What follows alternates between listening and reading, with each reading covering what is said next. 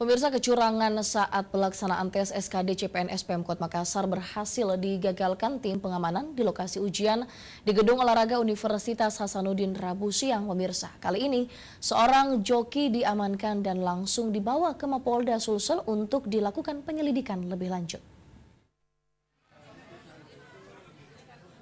Kecurangan saat pelaksanaan tes SKD CPNS Pemkot Makassar berhasil digagalkan tim pengamanan di lokasi ujian di Gedung Olahraga Universitas Hasanuddin pada Rabu siang.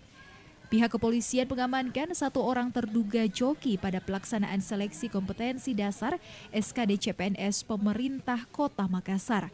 Pelaku yang diketahui seorang perempuan diamankan usai pelaksanaan ujian sesi kedua berlangsung. Pihak panitia pelaksana seleksi CPNS menyebut pelaku berhasil diketahui berkat kecakapan petugas keamanan yang sangat detail memperhatikan peserta. Jadi alhamdulillah dari aparat keamanan kita,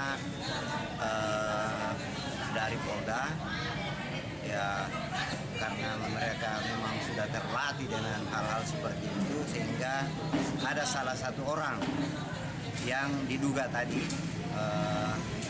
sebagai joki.